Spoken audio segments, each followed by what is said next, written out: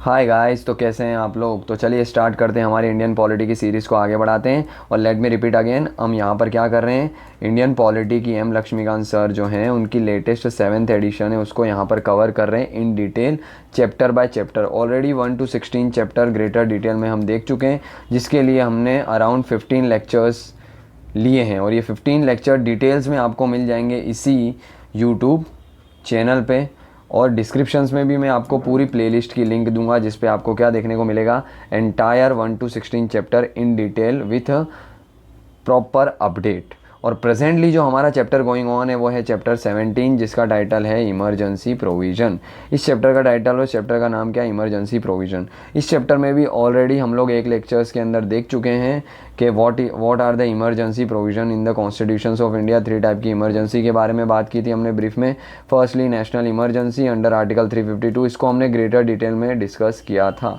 आपको इस national emergency से रिगार्डिंग कोई भी कन्फ्यूज़न होती है रिगार्डिंग द कॉन्स्टिट्यूशनल प्रोविज़न, किस तरीके से इम्पोज़ की जाती है, क्या क्या कंडीशंस होती है, व्हाट आर द ग्राउंड्स, कब कब इम्पोज़ की गई है, उसका मिसयूज़ किया गया या ना नहीं किया गया, किस तरीके से पार्लियामेंट्री अप्रूवल की रिक्वायरमेंट होती है, उसको रिवोक किस तरीके से किया जा सकता है, वेरियस इंपॉर्टेंट कॉन्स्टिट्यूशनल अमेंडमेंट, सारी चीज़ें हमने ग्रेटर डिटेल में डिस्कशन किए लास्ट लेक्चर्स में। अगर आपको कन्फ्यूजन है नेशनल इमरजेंसी में तो प्लीज़ रिफ़र करिए उस लेक्चर्स को। और उसके बाद जो नेक्स्ट लेक्चर्स हम स्टार्ट कर रहे हैं इसी चैप्टर्स के अगले टॉपिक की ओर हम बढ़ते हैं। और ये टॉपिक क्या है, प्रेसिडेंट रूल। अब ये प्रेसिडेंट रूल क्या है, तो फर्स्टली चलिए हम बात करते हैं प्रेसिडेंट रूल की। तो प्रेसिडेंट रूल जो है हमें कॉन्स्टिट्यूशंस के आर्टिकल 356 के अंदर देखने को मिलता है। प्रेसिडेंट रूल को हम स्टेट इमरजेंसी भी कहते हैं। क्लियर, अगर स्टेट इमरजेंसी नाम आता है या फिर कॉन्स्टिट्यूशनल इमरजेंसी इस तरीके का कहा जाता है, या फिर president rule, state emergency, constitutional emergency या president rule, all this three things are one and the same, या तीनों चीज़ें क्या है, कहीं ना कहीं सेम हैं।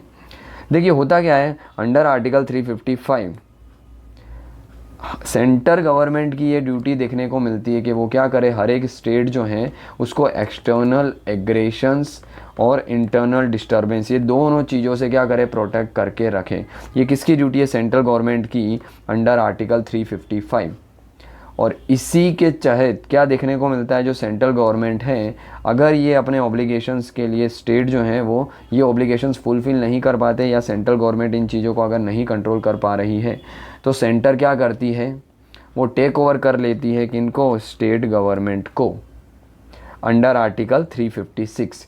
और इसी सिनारियों को बोला जाता है क्या, प्रेसिडेंट रूल, स्टेट इमरजेंसी या कॉन्स्टिट्यूशनल इमरजेंसी। जब जो है स्टेट जो है वो according to the provision of the constitution work नहीं कर रहा है, तब क्या होता है, सेंट्रल गवर्नमेंट के पास ऑब्लिगेशंस हैं कि वो अंडर आर्टिकल 355 अगर एक्सटर्नल एग्रेशंस और इंटरनल डिस्टर्बेंस के ग्राउंड पे क्या है, इमरजेंसी इंपोज कर सकती है। और ये जो इमरजेंसी इंपोज की जाएगी ये अंडर 356 देखने को मिलेगी, जिसको हम प्रेसिडेंट रूल कहते हैं, या स्टेट इमरजेंसी या कॉन्स्टिट्यूशनल इमरजेंसी भी कहते हैं। 2 ग्राउंड्स देखने को मिलते हैं, प्रेसिडेंट रूल हो गया can be proclaim under the article 356 on the 2 grounds. ये 356 हमने देखा, आर्टिकल 356 के अंदर क्या है, प्रेसिडेंट ऑफ इंडिया जो है वो क्या है, स्टेट के अंदर प्रेसिडेंट रूल जो है वो डिक्लेयर कर सकते हैं। तो वो किस ग्राउंड के ऊपर कर सकते हैं, तो फर्स्टली अंडर आर्टिकल 356 वो ऐसा कर सकते हैं। अंडर आर्टिकल 356 भी हमें 2 ग्राउंड्स देखने को मिलते हैं। इन 2 ग्राउंड्स पे क्या किया जा सकता है, प्रेसिडेंट जो है वो प्रेसिडेंट रूल इम्पोज कर सकते हैं इन अ पर्टिकुलर स्टेट और more than 1 state as well. ये 2 ग्राउंड्स कौन कौन से, तो फर्स्ट ग्राउंड हमें देखने को मिलता है जब state can not be carried out in accordance with the provision of the constitution, यानी कि स्टेट गवर्नमेंट है वो according to the provisions of the constitution work नहीं कर रही है, तब क्या है, प्रेसिडेंट जो है वो पर्टिकुलर स्टेट में क्या कर सकते हैं, प्रेसिडेंट रूल इम्पोज कर सकते हैं। ये फर्स्ट ग्राउंड देखने को मिलता है हमें आर्टिकल 356 के अंदर। सेकेंड ग्राउंड क्या देखने को मिलता है हमें, ये ग्राउंड जो है वो क्या ना कहीं अंडर आर्टिकल 356 भी देखने को मिलता है। इस ग्राउंड में क्या बोला जाता है कि whenever a state fails to comply with or to give the effect to any directions from the center, it will be a lawful for the president to hold that a situations has arises in which the government of the state cannot be carried out on accordance with the provision of the constitution। Centre ने कोई directive issue की और ये directive को state government जो है वो क्या है, फॉलो करने से मना कर देता है, तब ऐसा माना जाएगा, it is deemed to be consider that the state government is not working according to the provision of the constitution. और ये ग्राउंड भी हो सकता है किसका, प्रेसिडेंट रूल इम्पोज करने का। तो ये दो ग्राउंड्स हमें देखने को मिलते हैं, इनके ऊपर क्या है कि प्रेसिडेंट जो है वो प्रेसिडेंट रूल इम्पोज कर सकता है। First, state are not working और functioning as per the provision of the constitution. And second ground under article 365, अगर सेंटर ने कोई भी ऐसे डायरेक्टिव दिए, इंपॉर्टेंट डायरेक्टिव्स, उनको कंप्लाई करने से स्टेट गवर्नमेंट मना कर देती है, तो भी क्या है, अंडर आर्टिकल 356 जो है इमरजेंसी, स्टेट इमरजेंसी या फिर प्रेसिडेंट रूल इम्पोज किया जा सकता है। क्लियर है, ये दो ग्राउंड देखने को मिलते हैं। अब ये चीज़ें देखने को तो मिलती है हमें, ये grounds of declarations under article 356, two ground से। एक ग्राउंड्स क्या देखा हमने कि भाई कॉन्स्टिट्यूशंस के अकॉर्डिंग स्टेट गवर्नमेंट वर्क नहीं कर रही है। दूसरा अंडर आर्टिकल 365 देखा कि स्टेट गवर्नमेंट जो है वो सेंट्रल गवर्नमेंट जो है उनकी डायरेक्शंस को कंप्लाई नहीं कर रही, तो भी इम्पोज किया जा सकता है। अब क्या एक बार इम्पोज कर दिया तो क्या उसको ऑल द मोर पावरफुल कोई अप्रूवल लेने की ज़रूरत नहीं है? नहीं, अप्रूवल की रिक्वायरमेंट होती है, वो भी पार्लियामेंट्री अप्रूवल, जैसा कि हमने नेशनल इमरजेंसी में भी देखा था। एक बार नेशनल इमरजेंसी इम्पोज कर दी गई तो विद इन द 1 मंथ क्या करना होता है, अप्रूवल लेना पड़ता है separately of the both the houses of the parliament, that is Lok Sabha and Rajya Sabha. उसी तरीके से क्या चीज़ें हैं, अगर प्रेसिडेंट जो है वो क्या करते हैं, प्रेसिडेंट रूल प्रोक्लेम कर देते हैं, तो दोनों हाउस से क्या लेना होगा, अप्रूवल लेना होगा with in the 2 month. National emergency में अप्रूवल विद इन 1 मंथ था, पर अब जब हम बात करें प्रेसिडेंट रूल की, इसमें विद इन द 2 मंथ क्या लेना पड़ता है, अप्रूवल लेना पड़ता है कि इमरजेंसी सपोज ये डेट से इम्पोज की गई, तो इसके 2 मंथ के अंदर अंदर क्या है, both the houses Lok Sabha and the Rajya Sabha से क्या है, अप्रूवल लेना होगा। And if the proclamation of the president rule is issue at the time when the Lok Sabha has been dissolve और the dissolutions of the Lok Sabha take places during the period of 2 months without the approving the proclamation, then the proclamation survive until the 30 days from the first sitting of the Lok Sabha। मतलब देखिए, अगर president rule impose किया गया ये date से, तो within the 2 month क्या होना चाहिए, लोकसभा और राज्यसभा से separately with the help of simple majority क्या होना होगा, अप्रूवल लेना होगा। But with in this 2 month क्या होता है, सपोज लोकसभा डिसॉल्व हो जाती है, तो न्यूली लोकसभा आएगी आफ्टर द जनरल इलेक्शन, वो जब बैठेगी, वो लोकसभा की फर्स्ट सिटिंग होगी, वहाँ से 2 मंथ के अंदर अंदर क्या करना होगा, अप्रूवल लेना होगा। Sorry, then the proclamation survive until the 30 days from the first sitting of the Lok Sabha. अगर न्यूली कॉन्टेस्टेड लोकसभा है तो within the 1 month, 2 month नहीं होगा यहाँ पे, 1 मंथ होगा। लोकसभा जैसे ही न्यूली कॉन्स्टिट्यूटेड होती है तो उसके 1 मंथ के अंदर अंदर क्या करना होगा, ये प्रोक्लेमेशंस को अप्रूव करना होगा फ्रॉम द लोकसभा, और मीनवाइल राज्यसभा से ऑलरेडी वो अप्रूवल हो जाना चाहिए, तब ये प्रोक्लेमेशन क्या होगा, नेक्स्ट 6 मंथ के लिए सर्वाइव करेगा। क्लियर है, इम्पोज किया, उसके 2 मंथ के अंदर लोकसभा और राज्यसभा दोनों से पास करना होगा with the help of simple majority. अगर मीन टाइम लोकसभा से पास नहीं कर पाए, क्योंकि लोकसभा डिसॉल्व हो गई, तो न्यूली लोकसभा आएगी, वो बैठेगी उसकी फर्स्ट सिटिंग से विद इन द 30 डेज, यानी कि 1 मंथ के विद इन क्या होगा, ये अप्रूवल लेना होगा, तभी वो इमरजेंसी कंटिन्यू हो पाएगी। अगर both the houses of the parliament जो है उन्होंने क्या किया, अप्रूवल दे दिया लोकसभा और राज्यसभा दोनों से, और ये सिंपल मेजोरिटी होता है। रिमेंबर, नेशनल इमरजेंसी में क्या था, ये स्पेशल मेजोरिटी था, पर in case of president rule क्या होता है, सिंपल मेजोरिटी देखने को मिलता है।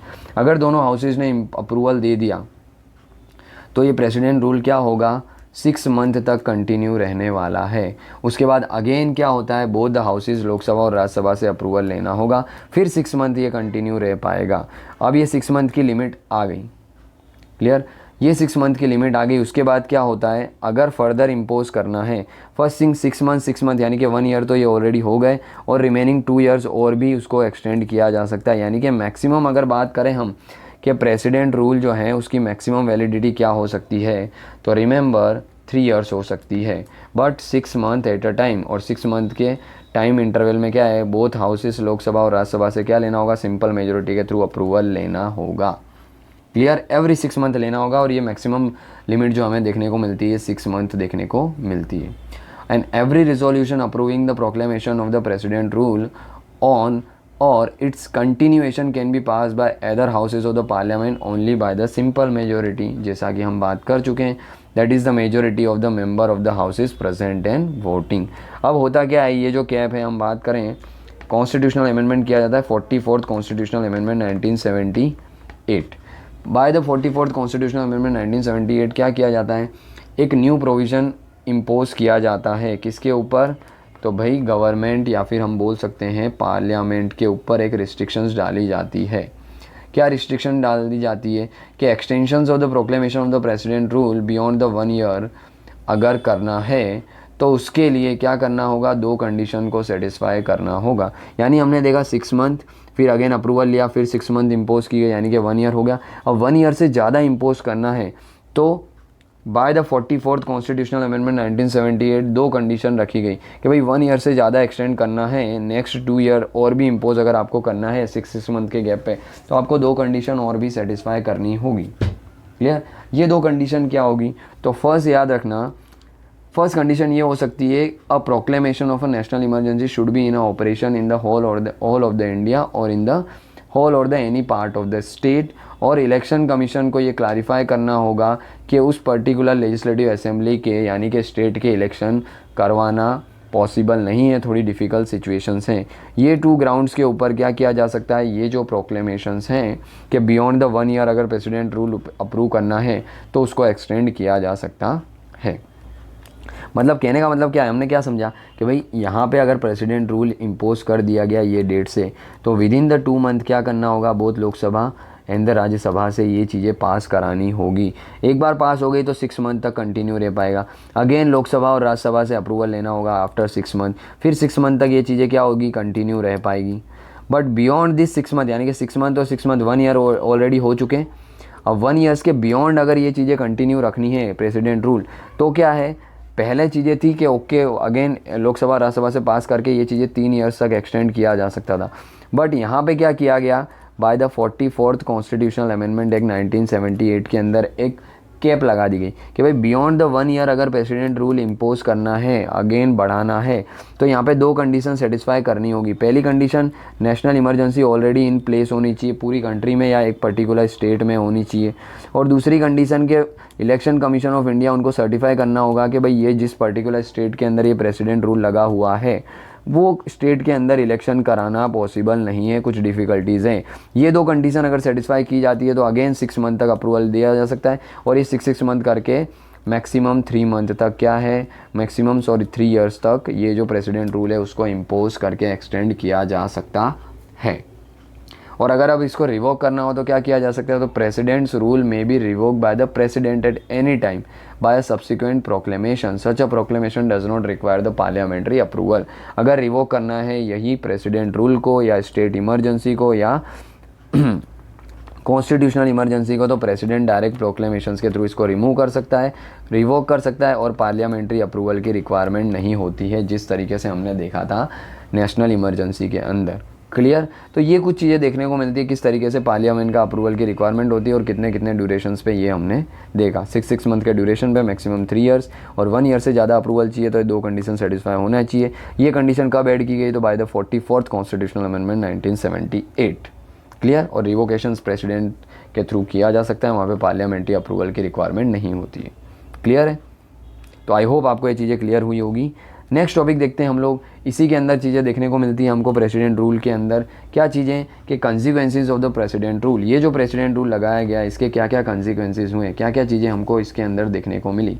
तो remember firstly the president acquire, क्या क्या चीज़ें होती है एक बार प्रेसिडेंट रूल इम्पोज कर दिया गया तो क्या क्या चीज़ें देखने को मिलती है। Firstly the president acquire the following extra ordinary power when the president rule is impose in the state. President के हाथ में बहुत सी पावर आ जाती है। ये कौन कौन सी पावर होती है, तो देखिए सबसे पहले बात करते हैं फर्स्ट पावर की। फर्स्ट पावर क्या देखने को मिलती है, ही और she can take up the functions of the state government. President क्या कर सकते हैं, स्टेट गवर्नमेंट के फंक्शंस को खुद ही रोल प्ले कर सकते हैं। And power vested in the, और वो क्या कर सकते हैं, गवर्नर को भी ये पावर दे सकते हैं कि वो क्या करे, एग्जीक्यूटिव फंक्शन जो है स्टेट के वो परफॉर्म कर सकता है। दूसरी पावर क्या देखने को मिलती है, ही और she can declare that the power of the state government और state legislature, sorry not state government but state legislature are to be exercise by the parliament. State legislature की पावर कौन है, सेंटर यानी कि parliament perform कर सकता है। ये भी पावर प्रेसिडेंट के हाथ में ही देखने को मिलती है। थर्ड पावर की हम बात करें तो ही और she can take all the other necessary step including the suspensions of the constitutional provision related to the any body और the authority in the state. State की कोई भी अथॉरिटी, उसके कोई भी कॉन्स्टिट्यूशनल प्रोविज़न है उसको भी वो क्या कर सकता है, सस्पेंड और रिवोक कर सकता है। इसीलिए हम बोल सकते हैं when the president rule is impose in a state the president dismiss the state council of minister headed by the chief minister.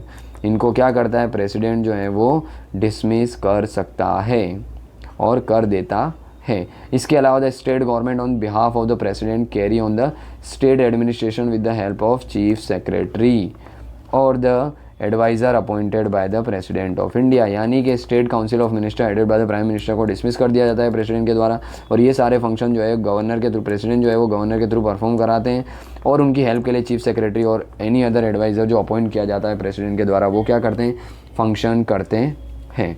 इसके अलावा this is the reason why the proclamation under article 356 is called as president rule, क्योंकि president का ही rule हो जाता है in short, क्योंकि council of minister headed by the chief minister क्या होते हैं, सस्पेंड हो जाते हैं।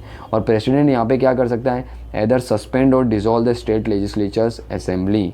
जो स्टेट लेजिस्लेटिव असेंबली है उसको क्या कर सकता है, डिसॉल्व भी कर सकता है और सस्पेंड भी कर सकता है। And the parliament Passage the state legislature bill and the state budget. उस समय क्या कर सकती है पार्लियामेंट जो है वो स्टेट लेजिस्लेचर्स का बजट भी पास कर सकती है और कोई बिल होता है उसको भी पास कर सकती है। और when the state legislatures is thus suspended और डिसॉल्व कर दी जाती है, तब चीज़ें क्या क्या होती हैं जब स्टेट लेजिस्लेटिव असेंबली को डिसॉल्व या सस्पेंड कर दिया जाता है।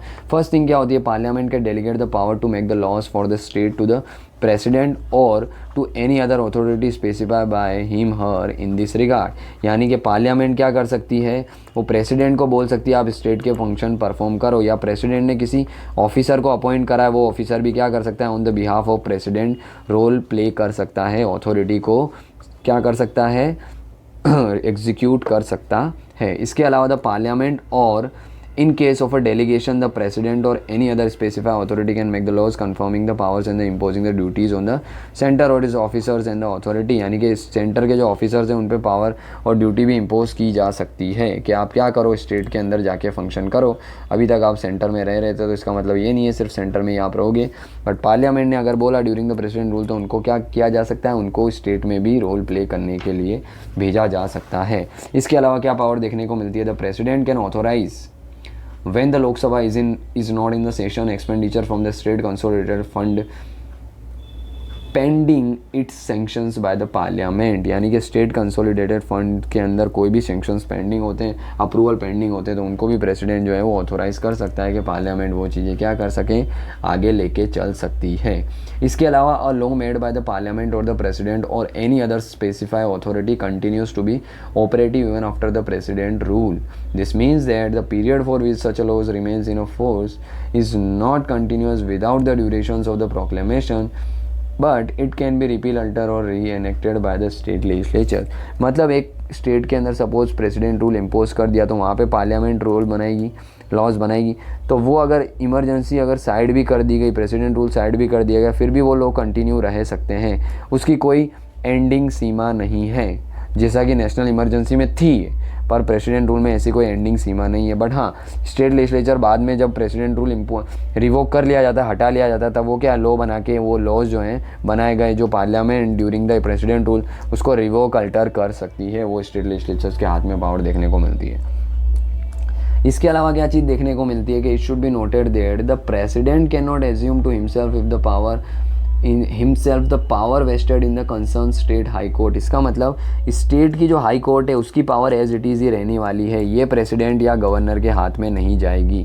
जबकि state legislative assembly, council of minister headed by the chief minister, इनकी पावर कहीं ना कहीं किसके हाथ में आ जाएगी, प्रेसिडेंट के हाथ में आ जाएगी, जो कि गवर्नर के थ्रू अपनी पावर एक्सरसाइज कर सकते हैं, इनको हटा सकते हैं। बट स्टेट की हाई कोर्ट की पावर नहीं जाएगी, जो भी कॉन्स्टिट्यूशनल अथॉरिटी हाई कोर्ट के पास है वो एज इट इज़ ही रहने वाली है। इसके बाद टेबल 17.1 के अंदर आपको कंपैरिजन दिया गया है नेशनल इमरजेंसी और प्रेसिडेंट रूल के अंदर क्या कंपैरिजन है, एक ब्रीफ ओवरव्यू आप इजीली इसको देख सकते हैं। जो हमने ऑलरेडी डिस्कस किया है वही चीज़ें क्या हैं इसके अंदर देखने को मिलती है। ऑलराइट, अब हम बात करते हैं यूज़ ऑफ आर्टिकल 357, किस तरीके से यूज़ किया गया है आर्टिकल 357 का over a period of time. First हम बात करें सिंस 1950s, 1950s की बात करें तो प्रेसिडेंट रूल जो है उसको कई बार इम्पोज किया गया, इवन मोर देन 125 टाइम्स जो है इस प्रेसिडेंट रूल को अंडर आर्टिकल 356 जो है वो यूज़ किया गया है, और anyone I would say misuse किया गया, ओवर यूज़ किया गया, एक्सप्लॉइट भी किया गया है। फर्दर नंबर ऑफ ओकेशंस देखने को मिले हमको जहाँ पे प्रेसिडेंट रूल जो है वो क्या किया गया, इम्पोज किया गया है, किस तरीके से आर्बिट्री मैनर के अंदर कुछ पॉलिटिकल पर्पस के लिए और कुछ पर्सनल रीज़न के लिए भी क्या किया गया है, इसका मिसयूज़ किया गया है आर्टिकल 356 का, जिसको हम प्रेसिडेंट रूल कहते हैं। ये जो आर्टिकल है सिंस इस इंसेप्शंस हमेशा मोस्ट कंट्रोवर्सी के अंदर रहा है और मोस्टली क्रिटिसाइज आर्टिकल देखने को मिलता है। फर्स्टली बात करें हम, सबसे पहले प्रेसिडेंट रूल कब इम्पोज किया गया था, तो पंजाब के अंदर इम्पोज किया गया था, रिमेंबर इन 1951। प्रीलिम्स के लिए आपके लिए मोस्ट इंपॉर्टेंट फैक्ट्स हो सकता है। फर्स्टली प्रेसिडेंट रूल जो है वो पंजाब के अंदर 1951 के अंदर इम्पोज किया गया था, और अभी हमको देखने को मिलता है ऑलमोस्ट हर एक स्टेट में 2 to 3 टाइम्स जो है वो क्या है, ये प्रेसिडेंट रूल आ चुका है। कोई भी ऐसा स्टेट नहीं है जहाँ पे president rule since independence, since the enactment of the constitution impose नहीं किया गया हो, ऐसा कोई भी स्टेट नहीं है। इवन वंस ट्वाइस या मोर देन ट्वाइस टाइम जो है वो कहीं ना कहीं हर एक स्टेट में ये इम्पोज किया जा चुका है। इसके बाद हम बात करें इसके बाद कब इम्पोज किया गया 1951 के बाद, तो 1977 के अंदर जो जनरल इलेक्शन देखने को मिले थे after the emergency, Indira Gandhi ने जो इम्पोज की थी इमरजेंसी इन 1975 से लेकर 77 तक। उसके बाद जब जनरल इलेक्शंस होते हैं और हमें देखने को मिलता है जनता दल की गवर्नमेंट आती है, मोरारजी देसाई जब इनके president of India Morarji Desai जो हैं वो क्या बनते हैं, हेड ऑफ द गवर्नमेंट यानी कि प्राइम मिनिस्टर बनते हैं। वो क्या करते हैं, नॉन कांग्रेस गवर्नमेंट जिन भी स्टेट के अंदर देखने को मिलती हैं सभी के अंदर क्या करते हैं, प्रेसिडेंट रूल इम्पोज करते हैं। अराउंड 9 स्टेट देखने को मिलते हैं ऐसे जहाँ पे क्या करते हैं, जहाँ पे कांग्रेस पार्टी रूल कर रही होती है वहाँ पे क्या करते हैं, ये प्रेसिडेंट रूल इम्पोज करते हैं। किस ग्राउंड पे, इस ग्राउंड पे कि ये जो असेंबलीज़ हैं, ये 9 स्टेट की असेंबलीज़ हैं, वो क्या करती हैं, अपनी विश के अकॉर्डिंग काम कर रही है। यहाँ पे इलेक्टोरेट जो है वो क्या है, लोगों के अकॉर्डिंग नहीं है, यानी कि पब्लिक इलेक्टोरेट नहीं देखने को मिलता, लोगों ने इनको अपने कॉन्फिडेंस के थ्रू चूज़ करके नहीं भेजा है। और अगेन जब 1980 के अंदर हमें पता है 1977 से लेके 1980 के समथिंग ये गवर्नमेंट रहती है, इलेक्शंस होते तो अगेन कांग्रेस पार्टी भी सेम 9 स्टेट के अंदर जहाँ पे क्या होती है, जनता दल की गवर्नमेंट होती है, वहाँ पे क्या करती है, सेम ग्राउंड के ऊपर प्रेसिडेंट रूल इम्पोज कर देती है। यानी पॉलिटिकल पर्पस सेटिस्फेक्शंस के लिए किया जा रहा है और कुछ भी नहीं है। इसके बाद 1992 की हम बात करें तो 1992 के अंदर प्रेसिडेंट रूल जो है ना इम्पोज किया जाता है। 3 ऐसे बीजेपी रूल्ड स्टेट होते हैं, जैसे कि एमपी हो गया उस समय का, हिमाचल प्रदेश हो गया, इसके अलावा राजस्थान हो गया, जहाँ पे क्या है बीजेपी रूल कर रही होती है 1992 में, वहाँ पे ये इम्पोज कर दिया जाता है 1992 में क्या है, प्रेसिडेंट रूल। इसके बाद एक लैंडमार्क केस देखने को मिलता है हमें 1994 का, और ये केस का क्या नाम देखने को मिलता है, जजमेंट हमें देखने को मिलता है 1994 के अंदर एक केस आता है सुप्रीम कोर्ट के अंदर, इसको बोला जाता है SR Bommai case of 1994।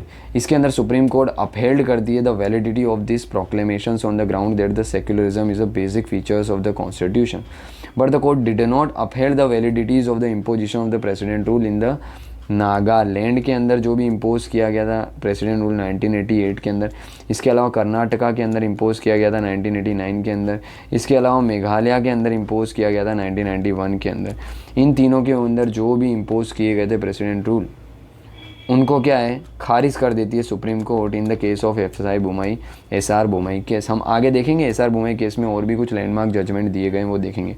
Doctor Bhimrao Ambedkar से जब पूछा गया था कॉन्स्टिट्यूशनल असेंबली के अंदर जब चर्चा हो रही थी इस आर्टिकल को लेके, तो उन्होंने भी क्या दिए, बहुत से जवाब दिए थे, बहुत सारे आंसर दिए थे। उन्होंने क्या कहा था, ये जो आर्टिकल 356 होने वाला है ये क्या होने वाला है, डेड लेटर होने वाला है। क्या होने वाला है, डेड लेटर होने वाला है हमारे कॉन्स्टिट्यूशंस के अंदर। मतलब ये लेटर का कभी यूज़ ही नहीं होगा, ये आर्टिकल का कभी यूज़ ही नहीं होगा, क्योंकि हमारी सरकारें इतनी अच्छी होगी, वो इस तरीके से सोचते थे। हमारी सेंट्रल गवर्नमेंट और प्रेसिडेंट जो होंगे वो इतने सुपर्ब होंगे जो क्या है कहीं ना कहीं फ्यूचर में जाके इस पावर का या इस आर्टिकल का मिसयूज़ कभी नहीं करेंगे। ये एज इट इज़ पड़ा रहेगा, इसका यूज़ ही नहीं होगा, ये डेड लेटर की तरह होगा। ये कहना था किनका, डॉक्टर भीमराव अंबेडकर का, क्योंकि उनका कहना था हमारा फेडरल कॉन्स्टिट्यूशन से वेयर द कोऑपरेटिव फेडरलिज्म का कॉन्सेप्ट हम फॉलो कर रहे हैं, यहाँ पे स्टेट एंड सेंटर बोथ मिलके क्या करते हैं, अपने सोशियो इकोनॉमिकल वेलफेयर के लिए काम करेंगे और ये चीज़ें कभी भी नहीं देखने को मिलने वाली है। ऐसा कहना था डॉक्टर भीमराव अंबेडकर का जब इसको क्या कर रहे थे, वो कॉन्स्टिट्यूशनल असेंबली के अंदर जब चर्चा की जा रही थी तब उनका ये आंसर था। बट हम जानते हैं over a period of time ये क्या है, मोर देन 125 टाइम्स इसका यूज़ किया गया, मिसयूज़ किया गया, ओवर यूज़ किया गया। और ये डेड लेटर जो है अभी क्या है, एज अ डेडली वेपन की तरह यूज़ किया जा सकता है, किया जा रहा है, ऐसा हम बोल सकते हैं। तो डॉक्टर भीमराव अंबेडकर की ये बातें कहीं ना कहीं क्या होती है, हमें गलत साबित हुई देखने को मिलती है। क्यों? क्योंकि एक नैरो पॉलिटिकल पर्पस के कारण सेंट्रल गवर्नमेंट के, क्लियर, सब्सिक्वेंट गवर्नमेंट, कोई भी गवर्नमेंट हो, किसी भी पॉलिटिकल पार्टी की हो, सभी ने क्या किया, इसका मिसयूज़ और ओवर यूज़ किया है। तो ये कुछ हमें टाइम पीरियड देखने को मिलता है जिसके अंदर मोर देन 125 टाइम्स क्या है, आर्टिकल 356 का मिसयूज़ किया गया है। जुडिशियल रिव्यू की बात करें, क्या ये आर्टिकल का जुडिशियल रिव्यू किया जा सकता है? तो देखिए, सबसे पहले हमें एक अमेंडमेंट देखने को मिलती है 38th कॉन्स्टिट्यूशनल अमेंडमेंट एक्ट 1975 का। इसके अंदर क्या देखने को मिलता है कि भाई ये चीज़ें फाइनलाइज की जाती है पार्लियामेंट के द्वारा कि आर्टिकल 356 जो है ना, ये फाइनल है, इसका जुडिशियल रिव्यू जो है वो नहीं होने वाला है। फाइनल एंड कंक्लूसिव आर्टिकल 356 देखने को मिलता है। एक बार प्रेसिडेंट रूल इम्पोज कर दिया अंडर आर्टिकल 356 तो उसका जुडिशियल रिव्यू नहीं होगा। इसको क्या किया गया, कहीं ना कहीं चैलेंज किया गया सुप्रीम कोर्ट के अंदर, और सुप्रीम कोर्ट जो है कहीं ना कहीं क्या चीज़ें देखने को मिली, सुप्रीम कोर्ट के अंदर आगे जाके एक केस आता है जिसको बोला जाता है SR बोमई केस ऑफ 1994। उसके अंदर बहुत सारी चीज़ें लेट डाउन की जाती है। इसके अलावा इसी के बीच हमें देखने को मिलता है 44th कॉन्स्टिट्यूशनल अमेंडमेंट एक्ट 1978, जो कि क्या करता है, कहीं ना कहीं प्रेसिडेंट के सेटिस्फेक्शंस को क्या करता है, जुडिशियल रिव्यू के लिए ओपन करता है। यानी कि जुडिशियल रिव्यू जो है अंडर आर्टिकल 356 का वो पॉसिबल होने वाला है। जुडिशियल रिव्यू से इम्यून नहीं है ये कौन सा अमेंडमेंट के थ्रू किया जाता है, 44th कॉन्स्टिट्यूशनल अमेंडमेंट एक्ट 1978। और ये जो SR बोमई केस देखने को मिलता है हमें 1994 का, ये क्या करता है, सर्टेन प्रपोजिशन जो है ना वो लेट डाउन करता है बाय द सुप्रीम कोर्ट। वो प्रपोजिशंस क्या होते हैं कि क्या क्या चीज़ें याद, किन किन चीज़ों के अंडर जो है वो जुडिशियल रिव्यू पॉसिबल है अगर ये आर्टिकल 356 का तुमने यूज़ किया तो। फर्स्टली देखिए, the president proclamation imposing the president rule is subjected to the judicial review. मतलब अगर प्रेसिडेंट ने क्या किया है, ये प्रेसिडेंट रूल इम्पोज किया है तो उसका जुडिशियल रिव्यू हो सकता है। ये SR बोमई केस में फर्स्ट चीज़ें देखने को मिलती है। सेकेंड चीज़ क्या देखने को मिलती है, satisfaction of the president must be based on the relevant material. यानी कि प्रेसिडेंट सेटिस्फाई और उन्होंने अपनी मर्जी से रूल लगा दिया, प्रेसिडेंट रूल लगा दिया, स्टेट गवर्नमेंट को, स्टेट लेजिस्लेचर्स को क्या किया, साइडलाइन कर दिया, ऐसा नहीं होने वाला है। इसके लिए नेसेसरी फिगर्स होने चाहिए, फैक्ट्स होने चाहिए, रिलेवेंट मटेरियल होने चाहिए। इसके अलावा ये बर्डन कि ये जो है प्रेसिडेंट रूल इम्पोज किया गया है फैक्ट्स और मटेरियल के बेस पे, ये बर्डन किस पे होगा, कहीं ना कहीं सेंट्रल गवर्नमेंट पे होगा। उनको प्रूव करना होगा एविडेंसेस के साथ कि भाई ये प्रेसिडेंट रूल जो है वो आर्बिट्री नहीं है, एविडेंस बेस्ड है। And court can not go into the corresponds of the material और its adequacy but it can see whether it is relevant to the actions. Court ये चीज़ें देख रहा, फैक्ट्स और मटेरियल्स के अंदर घुसेगा नहीं कोर्ट क्या है, खाली ये चेक करेगा कि भाई ये फैक्ट्स जो हैं वो रिलेवेंट है या नहीं है। और साथ साथ कोर्ट जो है उसके पास पावर है कि वो क्या कर सकता है, अगर अननेसेसरी वे में प्रेसिडेंट ने क्या किया है, प्रेसिडेंट रूल लगाया है, तो जो स्टेट लेजिस्लेचर्स और council of minister, state council of minister की पावर है उसको कोर्ट क्या है, रीस्टोर कर सकता है। ये पावर भी कोर्ट के पास देखने को मिलती है। ये जजमेंट था SR बोमई केस का। इसके अलावा the state legislature Assembly should be dissolved only after the Parliament has approved the President proclamation. Until such approval is given, the President can only suspend the Assembly. In the case of the parliamentary failure to approve the proclamation, the Assembly would get reactivated. तो state legislature assembly को अगर क्या करना है, dissolve करना है, तो parliamentary approval की रिक्वायरमेंट होती है। प्रेसिडेंट अपने हिसाब से नहीं कर सकता, पार्लियामेंट्री अप्रूवल लेना कंपलसरी है।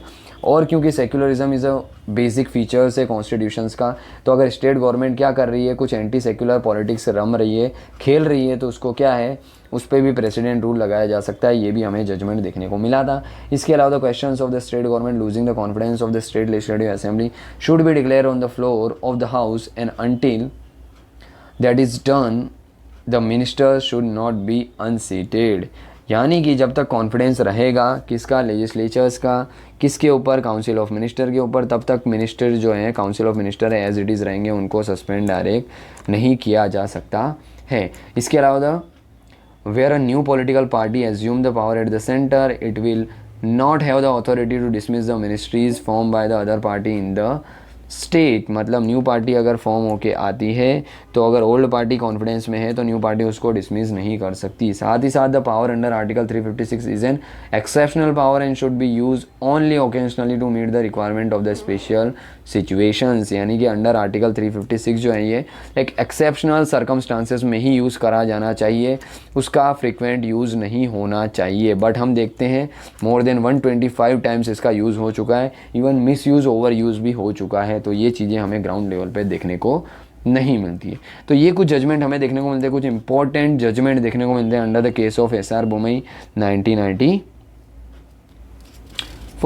क्लियर। तो ये कुछ जजमेंट देखने को मिलते हैं हमें under S R Bommai case, जो कि इंपॉर्टेंट माने जाते हैं।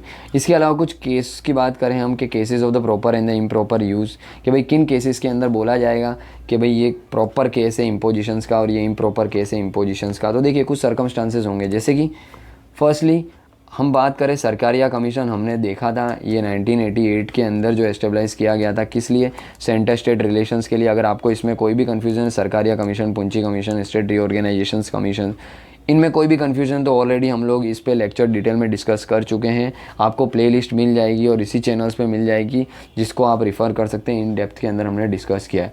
इसके अलावा Bommai case, S R Bommai case जो हमने देखा 1994 का, दोनों के अंदर मिला के कुछ रिकमेंडेशन दी गई थी।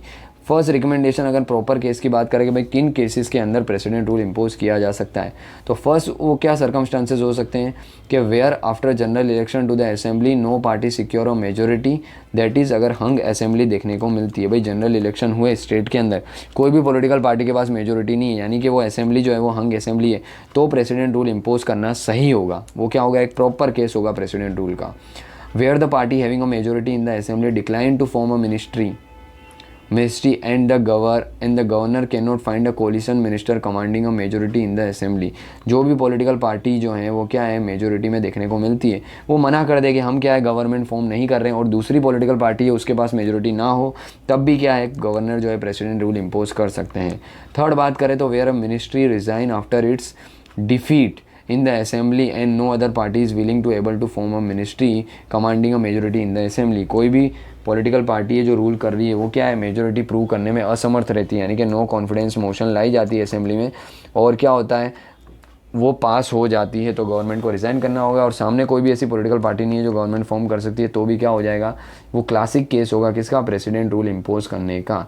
दूसरा, where a constitutional directions of the central government is disregarded by the state government. यही हमको आर्टिकल देखने को मिलता है, कौन सा, 355, कि भाई सेंट्रल गवर्नमेंट ने कोई भी कॉन्स्टिट्यूशनल डायरेक्शन दी और स्टेट गवर्नमेंट उससे कंप्लाई नहीं कर रहा है, उसको फॉलो नहीं कर रहा है, तब भी क्या अंडर आर्टिकल 365 हम देख चुके हैं इम्पोज किया जा सकता है प्रेसिडेंट रूल। इसके अलावा internal subversion where for example a government is deliberately acting against the constitutions and the law is forming a violent revolt। मतलब स्टेट गवर्नमेंट क्या कर रही है डेलिबरेटली, यानी जानबूझ के कुछ ऐसे लॉज बना रही है जो कॉन्स्टिट्यूशंस के अगेंस्ट हैं, तब भी क्या है ये कॉन्स्टिट्यूशनल प्रेसिडेंट रूल जो है वो इम्पोज किया जा सकता है। इसके अलावा फिजिकल ब्रेकडाउन देखने को मिले जहाँ पे गवर्नमेंट विलफुली रिफ्यूज़ करे to discharge its constitutional obligation, जो कि सिक्योरिटी ऑफ स्टेट को थ्रेट पहुंचा सकती है, तब भी इन केस में क्या किया जा सकता है, प्रेसिडेंट रूल क्या होगा, कहीं ना कहीं प्रॉपर होगा। तो ये कुछ केसेस देखने को मिलते हैं जिनके अंदर प्रेसिडेंट रूल लगाना क्या होता है, एक वाजिबी होता है, एक लेजिटिमेट होता है। बट कुछ ऐसे सर्कमस्टांसेस है जिसमें लगाना प्रॉपर नहीं होता है प्रेसिडेंट रूल। ऐसे सर्कमस्टांसेस कौन कौन से देखने को मिलते हैं, तो remember firstly where a minister resign or is dismissed on losing the majority support in the assembly and the governor recommend the imposition of the president rule without probing the possibility of forming the alternative ministries। मतलब कोई minister जो है उसने resign कर दिया, वो confidence अपना फूल नहीं कर पाया और प्रेसिडेंट ने और गवर्नर ने क्या कर दिया, प्रेसिडेंट रूल लगाने के लिए प्रेसिडेंट को रिकमेंडेशन दे दी। इस केस में क्या देखने को मिलेगा, अल्टरनेटिव मिनिस्ट्री के लिए गवर्नर जो है उनको क्या करना होगा, दूसरी पॉलिटिकल पार्टी के पास या फिर अल्टरनेटिव मिनिस्टर बनाने के लिए चीफ मिनिस्टर के पास एक बार रिकमेंडेशन देनी होगी। अगर वो नहीं करते तो इम्पोज किया जा सकता है, बट विदाउट प्रायर रिकमेंडेशन नहीं किया जा सकता। हमको पता है ना भाई प्रेसिडेंट रूल कैसे इम्पोज किया जाता है, एक तो गवर्नर क्या बोलता है, प्रेसिडेंट को बोलता है भाई कॉन्स्टिट्यूशनल मशीनरी फेल है, इम्पोज कर दो, या फिर अदरवाइज प्रेसिडेंट को अपने आप ऐसा लगता है कि वो क्या कर सकता है, स्टेट के अंदर कॉन्स्टिट्यूशनल मशीनरी फेल हो गई, तो ये दोनों सर्कमस्टांसेस में प्रेसिडेंट इम्पोज कर सकता है रूल। ये सर्कमस्टांसेस हमने देखे। दूसरा क्या है, where the governor make his और her on assessment of the support of a ministry in the assembly and the recommend the imposition of the president rule without allowing the minister to prove its majority. भाई majority prove करने का chance ही नहीं दिया floor of the houses पे और direct president rule impose कर दिया, तो ये भी क्या होगा, कहीं ना कहीं गलत तरीका होगा प्रेसिडेंट रूल इम्पोज करने का। Next, where the ruling party enjoy the majority support in the assembly has suffered a massive defeat in the general election to the Lok Sabha such as 1977। यानी जो रूलिंग पार्टी स्टेट में कर रही है वो अगर लोकसभा के इलेक्शंस में क्या होती है, डिफीट होती है, तो इसका मतलब ये नहीं है गवर्नर क्या करेगा, प्रेसिडेंट रूल इम्पोज करने के लिए प्रेसिडेंट को रिकमेंडेशन देगा, नहीं, क्योंकि स्टेट में तो उसके पास मेजोरिटी है ना, तो स्टेट में तो वो कंटिन्यू रह सकती है। इसके अलावा इंटरनल डिस्टर्बेंस जो है ना वो भी एक ग्राउंड क्या है, कहीं ना कहीं नहीं होगा प्रेसिडेंट रूल इम्पोज करने का। इसके अलावा कोई मेल एडमिनिस्ट्रेशंस कर रहा है, करप्शंस कर रहा है, ये भी कोई बेस नहीं होता है प्रेसिडेंट रूल इम्पोज करने का कि भाई गवर्नमेंट में बहुत करप्शन है प्रेसिडेंट रूल इम्पोज कर दो, नहीं, ये चीज़ें नहीं हो सकती। इसके अलावा where the state government is not given the prior warning to rectify itself except in the case of the extreme urgency leading to the disaster consequences. भाई गवर्नर को क्या है, कहीं ना कहीं वार्निंग देनी होगी, कुछ ऐसी प्रॉब्लम्स आ रही है, एक्सट्रीम डिजास्टर कंडीशन आने वाली है, तो स्टेट गवर्नमेंट को एक बार वार्निंग देनी चाहिए कि भाई हाँ ये चीज़ें करो, नहीं कर पाओगे तो इम्पोज किया जाना चाहिए। विदाउट वार्निंग ये चीज़ें नहीं की जा सकती, president rule under article 356 impose नहीं किया जा सकता। And where the power is use to short out the inter party problem of the ruling party, यानी कि पार्टी के बीच में अगर कुछ प्रॉब्लम हो रही है, with in the party problem हो रही है, तो ये भी कोई ग्राउंड्स नहीं होगा प्रेसिडेंट रूल इम्पोज करने का। ऑलराइट, तो ये कुछ इम्प्रॉपर ग्राउंड देखने को मिलते हैं जिनके बेस पे प्रेसिडेंट रूल इम्पोज नहीं किया जा सकता, और कुछ प्रॉपर ग्राउंड्स ये सब देखने को मिलते हैं जिनके बेस पे क्या है, प्रेसिडेंट रूल इम्पोज किया जा सकता है। ये चीज़ें हमें किस में देखने को मिलती है, एसआर बुमई केस के अंदर देखने को मिली थी। क्लियर है? ऑलराइट, तो आई होप आपको चीज़ें क्लियर हुई होगी। ये चैप्टर डिटेल में हमने डिस्कस किया, आपको समझ आया होगा। चीज़ें अगर अच्छी लगी हो, पसंद आई हो, समझ में आई हो, तो प्लीज़ लाइक करिए, शेयर करिए वीडियो को, और चैनल को सब्सक्राइब करिए ताकि हम क्या कर सकें, ज़्यादा से ज़्यादा एस्पिरेंट्स तक पहुंच सकें। क्लियर? और अगर आपको कोई भी कन्फ्यूज़न हो तो एंटायर प्लेलिस्ट देखने को आपको मिलेगी इसी चैनल पे, जिसको आप रिफ़र कर सकते हैं। ऑलराइट, तो चलिए मिलते हैं इसके साथ नेक्स्ट लेक्चर में। हम फाइनेंशियल इमरजेंसी की बात करेंगे। तब तक के लिए जय हिंद।